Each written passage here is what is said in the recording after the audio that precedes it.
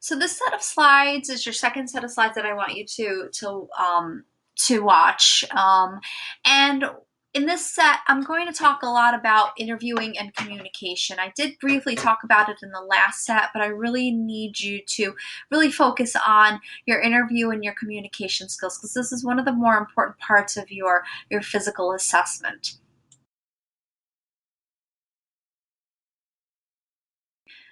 So I'm going to go through these slides, and it might go from slide to slide to slide. You can pause it at any time and just go back in a little bit if you miss something. But I'm just going to keep going through the slides from one to another so that you are well versed in this set. So phases of interview, it's your health history format. It's a structured format for organizing patient information in both written or verbal form. And the health history is your ABCs of your patient. It focuses on specific kinds of information, and the document that you have posted on Canvas is just going to be an exemplar of a health history format. But your institution, whatever institution you work for, especially now that everything is electronic in electronic format, pretty much will ask the same questions, but the variations of how it's presented is going to be different.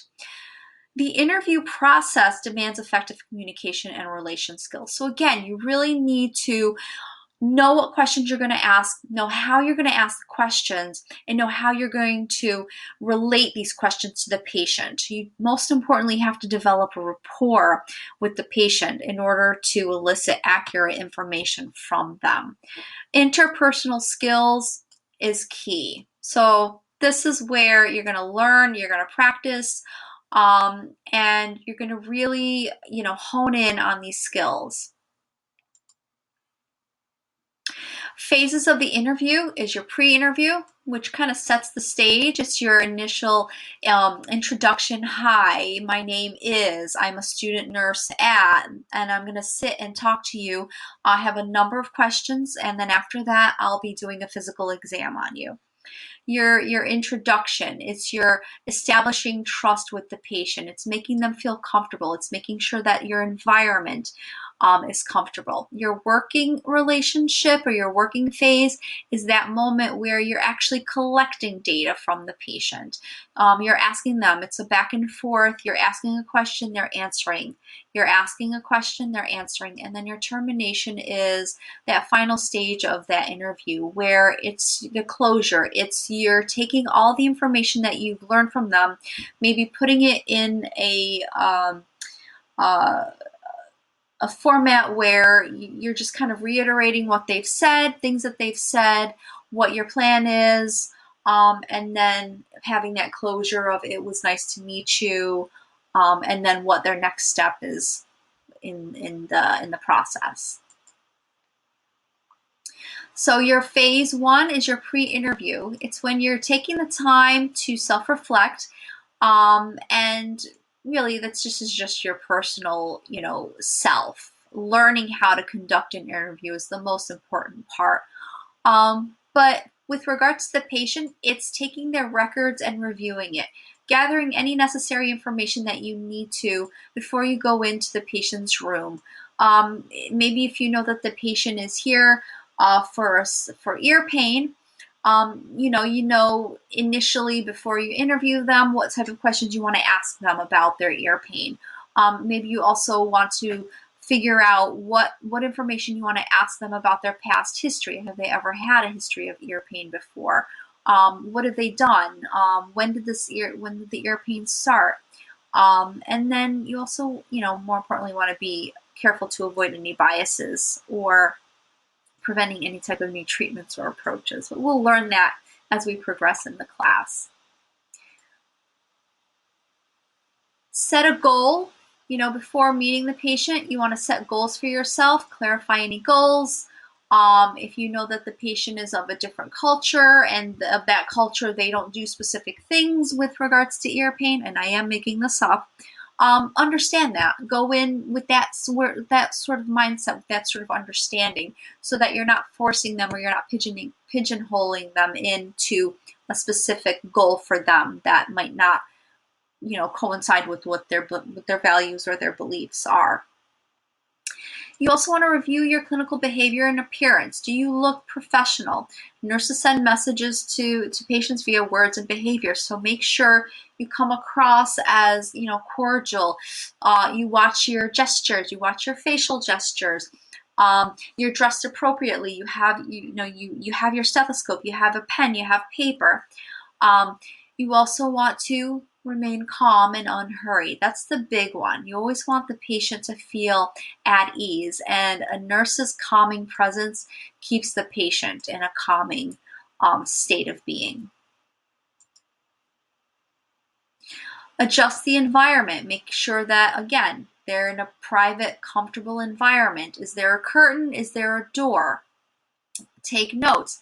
Jot down notes in short phrases, dates, words. You're not trying to write out long sentences, and if this is on a keyboard, you're not just typing and typing and typing every detail that they're saying.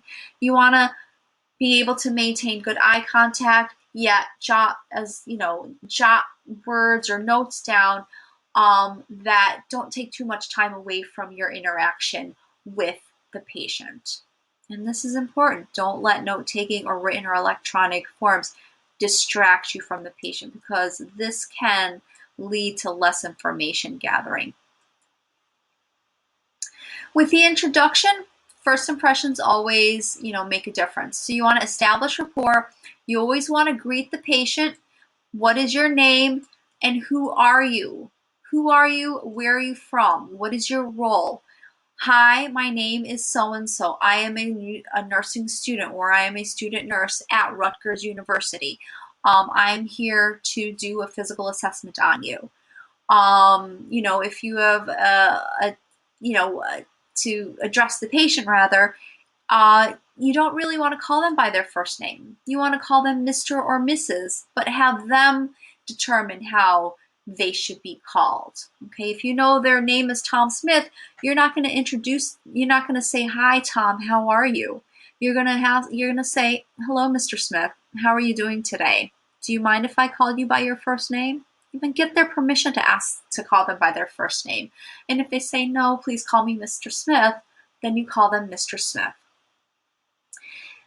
Big one. If there are other visitors in the room, acknowledge them. Say hello.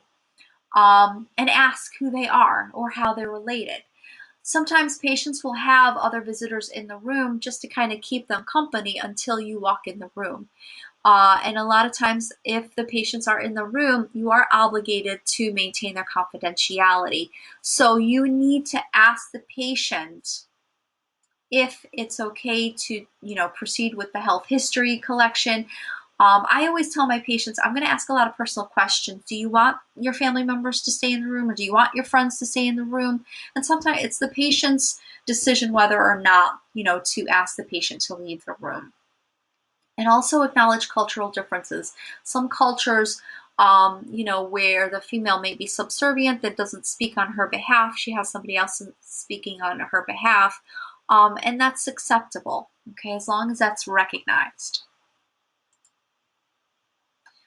Establish an agenda. I always say, "Hello, my name is so-and-so. I am your nurse for today. I'm going to be conducting a collecting answering question and answers from you, and then I'll be doing your physical assessment. So tell me, what's going on today? What brings you in?" Keep your questions open-ended. Okay, the first problem might not be the important one, but keeping them open-ended, you might get really to the root of the problem. Invite the patient's story. Use non-focusing approaches to tell the story. Don't inject new information. Only, have them give you the information, and the easiest thing to do is reiterate what they said. So you said that you were at the supermarket yesterday, and that's where you fell. Is that correct? Whatever they tell you and how they tell it to you, try not to interrupt them or put new words or put any words in their mouth. Use active listening. This is where you use your bodily skills to listen, nodding your head, looking at them, saying or or shaking your head and acknowledging that you're listening to them. I know you guys can't see me when I'm doing this, but you're pretty much, if someone's listening to you or you know that somebody's listening to you, what sort of skills are they using that tell you that you know that they're listening to you? Follow the patient leads. Whatever, maybe the patient starts to tell you about their day at the supermarket and then says that they bumped into a fruit stand, and it's as if they're trying to tell you something else. Follow that lead. Sometimes they, will have a roundabout way of getting to the true story. Okay. And then using a focused approach to explore a patient's story more in depth. And that's where we use the excuse me, we use the cold spa or the PQRST method in order to elicit more data about a specific issue. Identify and respond to their emotional cues. If you recognize that they're starting to get weepy or teary-eyed, identify that. Ask them, what, further questions. How does that make you feel? I can see that it's making you upset. Respond immediately when you hear emotional cues. Okay? Name that, I see that you're upset. I can understand why you're upset. I respect why you're upset. Direct statements, expressions of feelings, attempts to explain or understand symptoms, speech clues, sharing a personal story or behavior clues. These are all ways to get at a patient's perspective on their illness. How do they feel about it? How do they explain it? Is there something that they're saying that maybe clues you in? Are they sharing something personal that might not seem important initially, but now it really does? Or are they acting differently? Are they fidgeting? Are they weepy? Are they teary-eyed? What's going on? The working phase also is a time when you need to clarify what the patient's telling you. If you don't quite understand something, or you want to reinforce what they've said, use their own words. Use lay words. Don't use medical jargon. So it sounds like you have hypertension. Some patients don't know what hypertension means.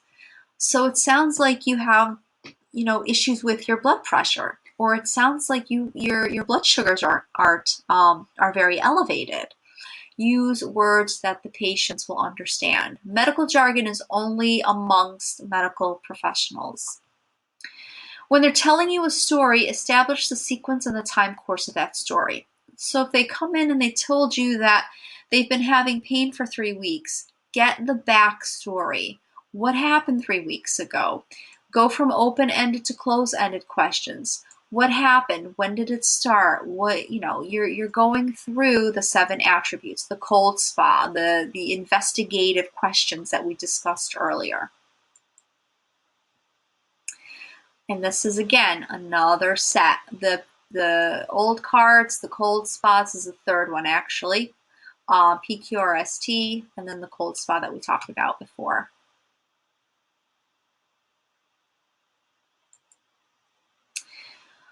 Generating and testing diagnostic hypotheses, you want to start with your open-ended questions. Tell me about, what's the story of their symptom? Tell me about why you're having pain.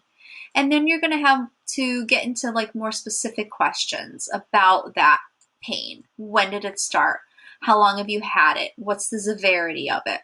And then maybe some yes or no questions, some pertinent positives, some pertinent negatives. Does Motrin make it better? Does Motrin make it worse? Does a heating pad make it better? Does a heating pad make it worse? Create a shared understanding of a problem, exploring deeper meanings patients attach to their symptoms. Some people identify a disease as one thing. So the explanation the nurse brings to the symptoms is what the disease is called, but the illness is how the patient experiences all aspects of that disease.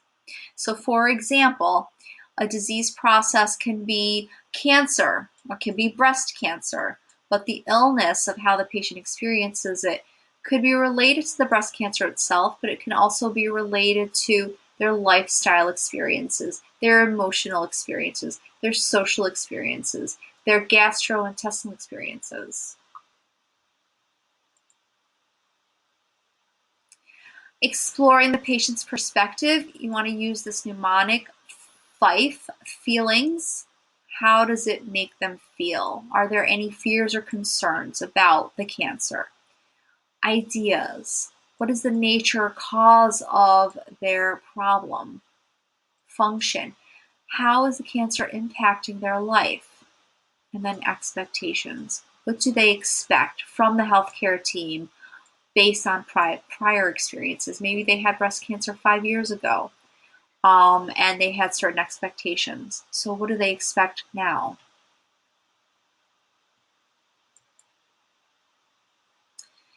Working phase also relates to negotiating a plan. Okay, so you're developing a plan for a patient, but you're also including the patient to help you develop that plan, because patients will come in with certain criteria as well, or they'll come in from different cultures or backgrounds or experiences that might change that plan. So create a complete picture of the problem. So for example, a patient says they have chronic lower back pain. Well, what are some things that can be planned for this patient based on this complaint of chronic lower back pain? What type of rapport do you have with this patient so that you're able to develop a plan and then incorporate that patient's feelings about that plan and develop a nursing care plan based on the information. So here's a question for you. Your patient's complaining of lower back pain, which is always a problem I always have bring up. So which of the following would be appropriate to ask? So this is a select all or a choose all that applies. So that means that it could be one, it could be two, it could be three, or it could be all answers. So I'll give you a moment to look at this, and we'll get to the answer shortly. Don't scroll to the next. Just think about your response or responses.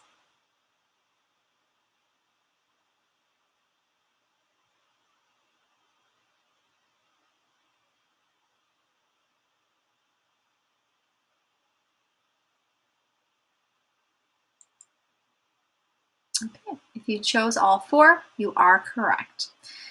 All four questions would be appropriate to ask the patient when evaluating. So remember, we're going back to that old CARTS or the PQRST or the cold spa method that we talked about when asking about lower back pain. And then the very final part of your interview process is that termination phase. It's the summation of everything that you've learned, the important points of your interview. Let the patient know at the end that the end of the interview is approaching and allow time for them to ask final questions. Review a plan of care and review follow-up. I like to say a summation of important parts of their interview is pretty important because it helps bring that closure and it helps the patient recognize that you were actually listening to them, and as you were listening, you were also developing a plan of care for them. Therapeutic communication techniques include active listening, where you're shaking your head, you're giving verbal gestures that you're listening to them. Guided questions is questions that are kind of helping them to answer questions to kind of help them get at the root of the cause. Nonverbal communication, empathetic responses. Again, you don't necessarily have to experience everything that they've experienced or pretend, but you should be empathetic to what they say to you. Acknowledge what they've said to you. Validation is repeating things that they've said to you just to validate that what they've said was actually what they said, if you didn't quite get it, or having them repeat what they've said. Reassurance, summation, transitions from one point to another, and then really empowering the patient are all exemplars of therapeutic communication skills.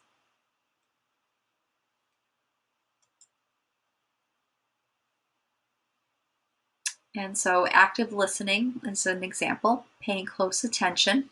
Avoid going right to the next question, but let them finish what they've said. Guided questioning.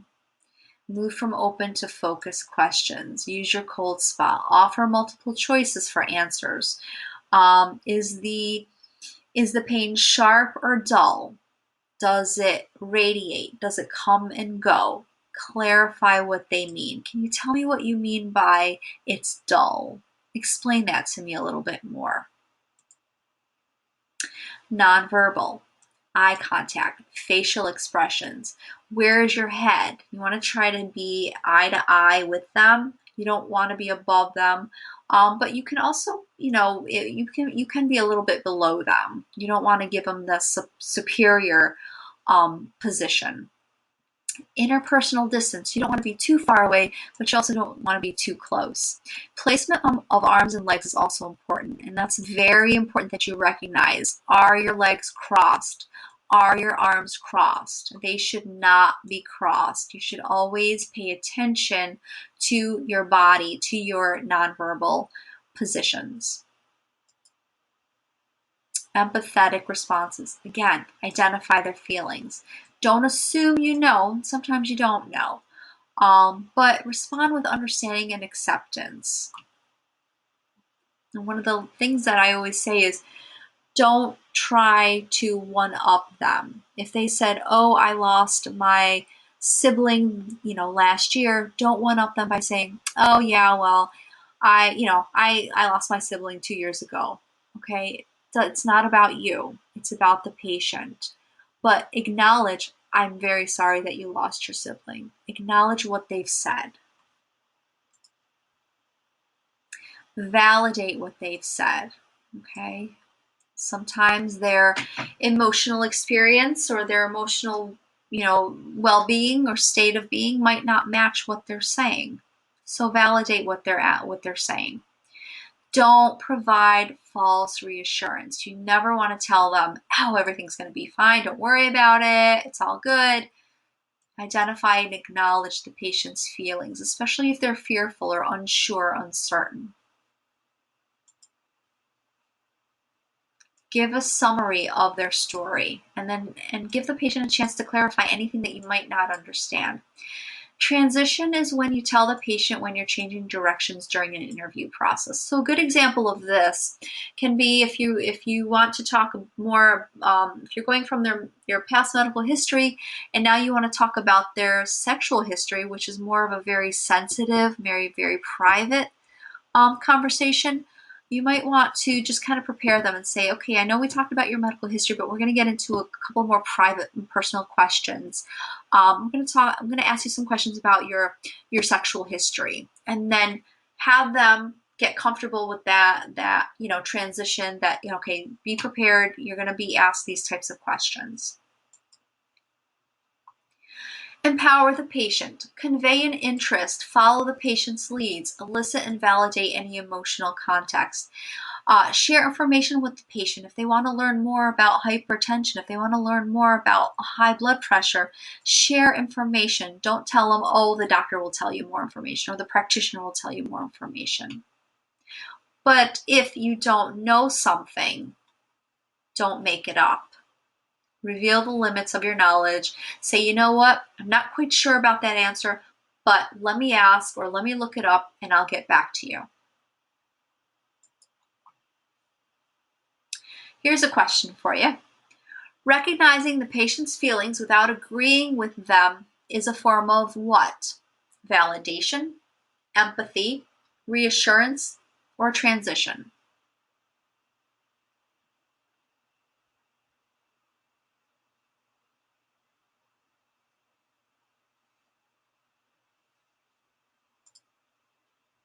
You selected validation. You are correct. Adapt the interview for special patients. So special patients could be your silent patients. Okay, silence has many meanings and purposes. And there are some times where you'll have patients that will pause in between questions or take more time answering a question. So that's okay. That is okay. Let them lead that. But don't appear rushed. Appear attentive. Give brief encouragement. Maybe rephrase the question if they don't quite understand it. But be aware of any nonverbal cues. Maybe of nonverbal cues of discomfort. Also recognize that sometimes silence has to do with culture. Sometimes silence might also have to do with their mental state of being. Maybe they have a history of depression or dementia. Confused patients could be related to a multitude of symptoms. But if you do suspect a psychiatric or neurological disorder, you want to immediately shift to the mental status exam. And when we get to chapter 5, we're going to talk a lot more about mental status. But this is something where if we're recognizing that the patient is not of, sound mind, we probably will have to assess, their mental status, and for that time, forgo the rest of the question and answer health history intake. Patients with an altered capacity, those are patients who don't really have decision-making capacity. Maybe they have to talk to family members to obtain permission, or maybe they have a legal guardian, or maybe have cerebral palsy. They're not able to make decisions on their own, or maybe they are pediatric patients where they don't quite understand, or they can't really make decisions on their own, that their parents make decisions for them. So always seek the best informed source if that is the case. If it is a legal guardian, you want to, or a durable power of attorney, just make sure, that you have some type of documentation with regards to that if you don't know them. Talkative patients, sometimes you'll have those patients that will talk and talk and talk and talk, and sometimes you need to steer them in. Note their culture. Maybe it's cultural. We don't know. Okay, culture, there's a lot of variations. But it's okay if they're talkative, and a lot of times they might talk to a point where they're getting off the, they're off tangent. So we want to set limits when needed. But it's so important though. Don't show them you're impatient. But if you are noting that you're kind of limited on time, explain the need for a second meeting, or maybe set another time limit. Set a time limit rather for their next appointment. But I think it's also important to help focus them back to the type of question that you're asking to get that information. Crying patients could be a little difficult because they will take a lot more time, but they might not present a lot of information to you. So just be aware of that. Be very supportive. But really, you have to learn to accept displays of different emotions, and be very, very supportive of them. Angry or disruptive patients may have a reason, but sometimes may direct this anger towards nurse. And it's okay. It is not about you. There's something going on. So you should not in any way get angry in return. Okay. Validate their feelings without agreeing, but if you feel like your security or your safety is in jeopardy, you need to alert security staff.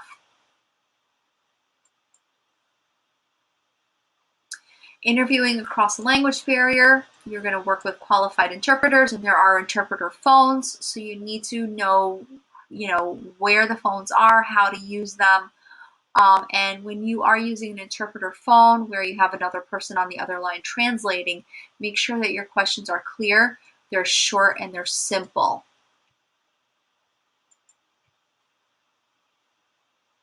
When working with an interpreter, you should choose a trained interpreter, but again, a lot of the settings that you're working for now will have interpreter language lines that will be using a language phone, and they will have the language interpreted for them. So you'll be able to ask and answer questions with the patient just by way of a telephone. But when you're working with a one-on-one interpreter, just make sure to orient your interpreter the components you plan to cover. Tell them that, I'm going to cover their health history. This might take about 20 minutes to cover. Make sure that you and the patient are looking at each other, that you're not looking at the interpreter. But make sure it's as if you're speaking with the patient through another voice. And again, address the patient directly. Keep your sentences short, keep them simple, verify mutual understanding, making sure that the patient understands. And if the interpreter repeated something that the patient said and you wanted to, validate it, it's okay to repeat it. Make sure that the interpreter repeats it back to the patient and the patient then validates it back. Patients with low health literacy, patients who are illiterate or don't quite understand health literacy, or if they were told that they have high blood pressure but don't quite understand what that means, it's important that you understand, what the patient understands. And some patients might pretend that they understand something, but it's important to acknowledge whether or not they do, and to ask them, do you have any further questions? I'm happy to talk more about this information. But some patients are uncomfortable disclosing their reading deficit, or sometimes they're uncomfortable disclosing that they don't understand something, and so they'll go home and not be able to read the instructions or not really be able to follow the instructions. So it's important to recognize patients who have low health literacy and really respond sensitively, and get your social worker involved. Get, if it's, an interpreter who needs to explain something further, get them involved.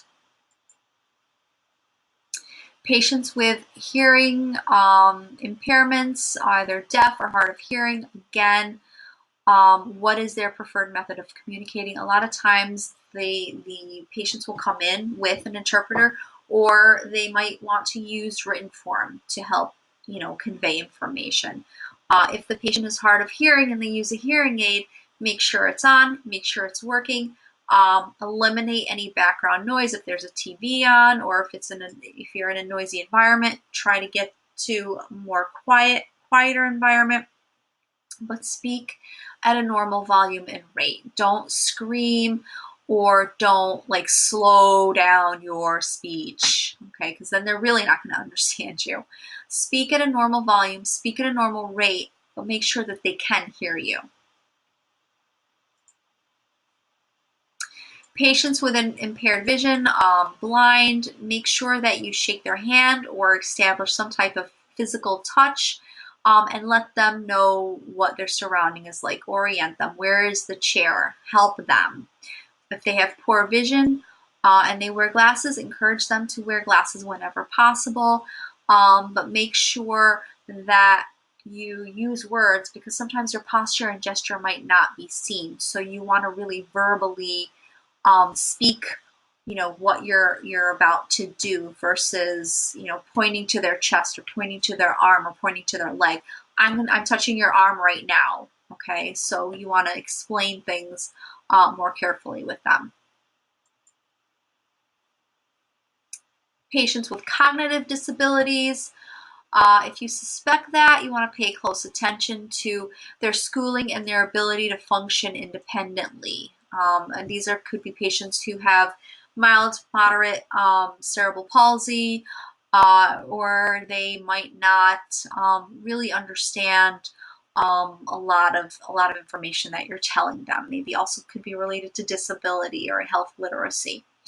If you're not sure about their level of disability, you might want to try to conduct a mental status exam first, just to assess to see where they are. And sometimes family members will be with them and they can give you more information. But you always want to show interest in the patient first and not just go right to the family member for further information. Patients who have personal problems, you might want to ask for advice outside the range of your clinical expertise. This is where collaboration comes into play, collaborating with a psychologist or a psychiatrist or a dietitian. Ask the patient what approaches they have considered in the past if they have personal problems. Relate any pros or cons and what supports are available for different choices, but let the patient try to talk through the problem. Sexuality in the nurse-patient relationship. So this is a difficult topic to really talk about because, you know, everybody's human and sometimes there can be an attraction, and it is a normal human response. But recognize and bring them to a more conscious level. You have a professional patient nurse relationship, and that is all that's where it ends. Any sexual contact or romantic relationship is unethical, and it should be prohibited. But if your patient starts to make advances towards you, calmly but firmly make it clear that your relationship is on a professional level and not a personal level. If it continues, you need to leave the room and return with a chaperone. Ethics, I don't really need to talk to you guys about ethics and confidentiality, but remember, ethics, we follow a set of guidelines, a set of rules, nursing code of ethics that help to guide our professional approach. And we need to respect patients. So we always need to reinforce to the patient, whatever you tell me will remain confidential. We're using this information, we're following their HIPAA guidelines. We're not exploiting this patient and posting anything on social media about them without their permission. Question. It's important to adapt the interview process to the needs of the patient, especially if they present with special needs or perplexing behaviors and situations. Is this true or false?